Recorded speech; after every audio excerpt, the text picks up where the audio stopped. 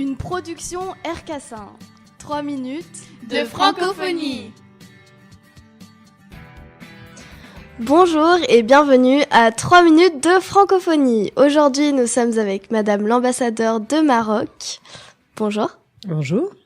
Nous allons juste vous poser quelques questions.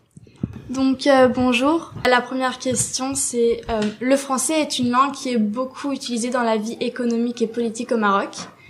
Quelle est aujourd'hui l'importance pour le Maroc des relations de coopération et d'échange qui s'établissent dans le cadre de la francophonie, que ce soit d'un point de vue économique, politique ou culturel? Eh bien, la francophonie, c'est l'espace naturel de déploiement de l'action du Maroc, que ce soit au niveau politique comme économique.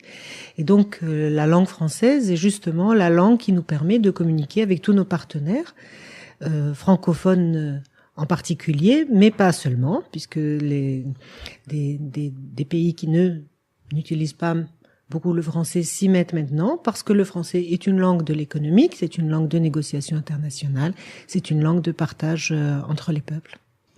Une langue, ce sont des pensées, mais aussi des émotions. Que représente la langue française pour vous, personnellement?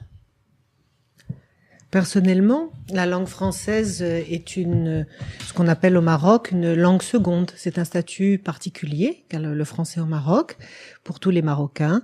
C'est que nous avons comme langue nationale et maternelle l'arabe et le berbère, mais le français n'est pas une langue étrangère pour nous. C'est ce que l'on appelle une langue seconde. C'est la langue que nous apprenons tout petit, qui est une langue d'étude, qui est une langue d'émotion, qui est une langue de discussion, de socialisation entre Marocains. Nous parlons français aussi entre nous.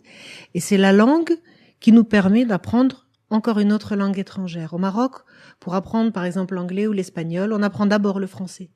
C'est parce qu'on a parlé le français et qu'on parle bien le français qu'ensuite on part vers une troisième langue. Donc c'est une langue qui n'est pas notre langue maternelle, mais disons que c'est notre tante et non pas notre mère. Voilà.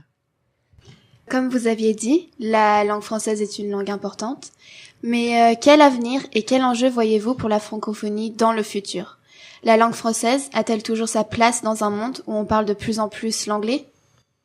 Absolument, je crois qu'il faut totalement dépasser le fait que on dit toujours que l'anglais et le français sont en rivalité.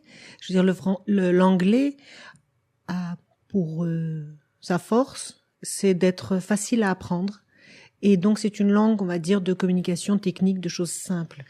Mais la force du français, c'est cette langue porte avec elle, comme vous le disiez, des émotions, mais aussi un passé, une histoire et des valeurs. Et les pays membres de la francophonie ne sont pas ensemble uniquement parce que nous avons le français en partage. Nous avons en partage une histoire et nous avons en partage des valeurs.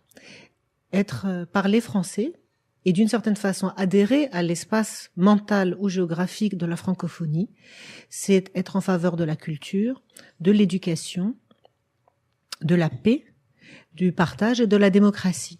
Et c'est pourquoi on peut parfois s'étonner même que certains pays soient membres de la francophonie, alors que très peu de leurs habitants parlent le français. C'est parce qu'ils sont d'abord d'accord avec les idées de la francophonie, et que c'est parce qu'ils sont d'accord avec les valeurs que défend la francophonie qu'ils font la démarche d'aller vers la langue française. Merci. Merci beaucoup, Madame l'ambassadeur. Et merci, chers auditeurs. Nous espérons vous retrouver une prochaine fois pour d'autres minutes de francophonie.